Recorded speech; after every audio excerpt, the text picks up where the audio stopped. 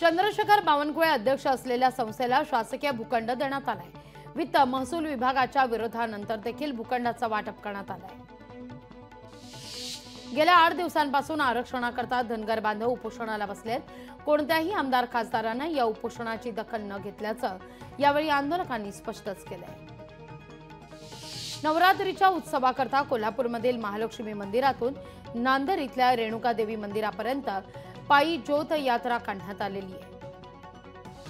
पुण्यात उद्या civil court metro station बंद राहणार आहे।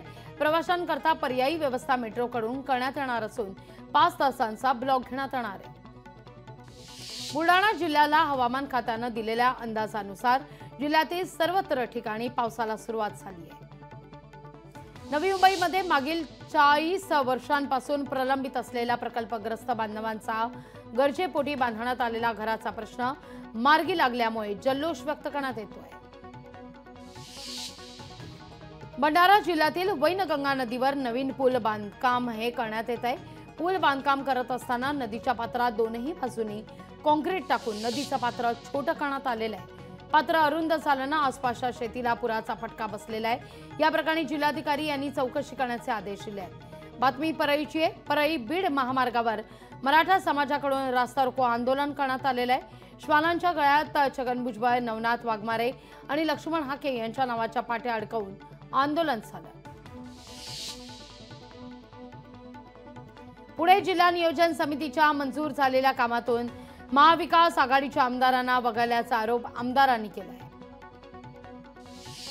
लेबनॉनमध्ये एअर स्ट्राईक केल्यानंतर हिजबुलनं इस्रायलवर निशाणा लावलेला आहे। इस्रायलच्या लष्करी तळावर मिसाईल डागल्याचा दावा हिजबुलनं केलेला आहे। अमेरिकेच्या राष्ट्राध्यक्षपदाच्या निवडणुकीत रिपब्लिकन उमेदवार डोनाल्ड ट्रम्प यांना गुप्तचर यंत्रणांनी धोक्याचा इशारा दिला। ट्रम्प यांना इराणकडून येत असलेल्या धमक्यांसंदर्भात गुप्तचर खात्यानं माहिती दिली आहे। महाराष्ट्राची कुलस्वामिनी आई तुळजाभवानी देवीच्या शारदीय नवरात्र उत्सवाच्या पार्श्वभूमीवर देवीची मंचकी निद्रा सुरू आहे। महिषासुरासोबत युद्ध करण्यापूर्वी देवीला निद्रा देण्याची परंपरा पूर्व काळापासून चालत आलेली आहे। वसई विधानसभा मतदारसंघाची जागा महाविकास आघाडीत काँग्रेसला सोडण्याची मागणी पक्षश्रेष्ठींकडे करण्यात येते। प्रदेश सरचिटणीस विजय पाटील वसईमधून लढण्यास इच्छुक असल्याचं कळत आहे। ब्रिटननं भारतात उच्च शिक्षणाच्या क्षेत्रात मोठं पाऊल टाकलेलं आहे। वर्षात भारतीय महानगरांसह शहरात 24 ब्रिटिश विद्यापीठं आपले कॅम्पस सुरू करणार आहेत। यामध्ये जयपूर, भोपाळ, पाटणा, कानपूर, इंदौर आदी शहरांचा समावेश आहे।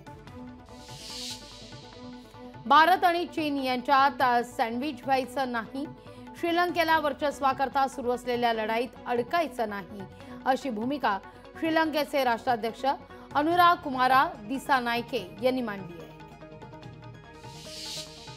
इस्रायलला रोखणं आवश्यक असल्याचं इराणनं UN-मध्ये म्हटलंय। लेबनॉनच्या हल्ल्याला प्रत्युत्तर देणार नाही, असंही इराणचे राष्ट्राध्यक्ष मसूद पाझाश्कियान यांनी स्पष्टच केलं।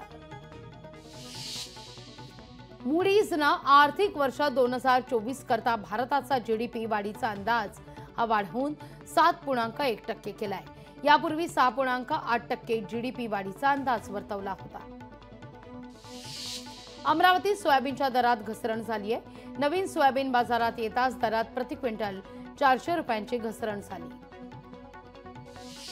देशात उच्च शिक्षण घेणाऱ्या तरुणांकडे नोकरी नसल्याचं सर्वेक्षणातून समोर आलंय। देशात सर्वाधिक 8.5% बेरोजगारी गोव्यात आहे।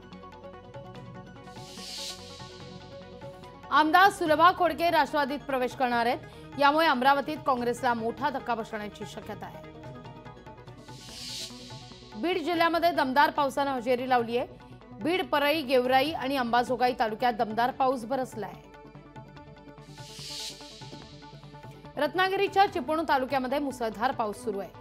विजांच्या कडकडाटासह पावसानं हजेरी लावली आहे। विधानसभेला राज्यातील मतदान केंद्राच्या संख्येत वाढ होणार आहे। मुख्य निवडणूक आयुक्तांनी या संदर्भात निर्णय घेतलेला आहे। राहुल गांधींचा पासपोर्ट रद्द करा अशा मागणीचं पत्र भाजप खासदारांना लोकसभा अध्यक्षांना लिहिलं आहे। बीडच्या परळी तालुक्यामध्ये मागील 2 दिवसांपासून तसंच मध्यरात्री झालेल्या पावसानं खरीपातील सोयाबीनच्या पिकाचं नुकसान झालंय। सायबर चोरट्यांकडून फसवणुकीचा सत्र सुरूच आहे। मुंबई पोलीस दलातून बोलत असल्याच्या बतावणीनं चोरट्यांनी सिंहगड रस्ता भागातील एका ज्येष्ठ नागरिकाची 27 लाखांची फसवणूक केली आहे।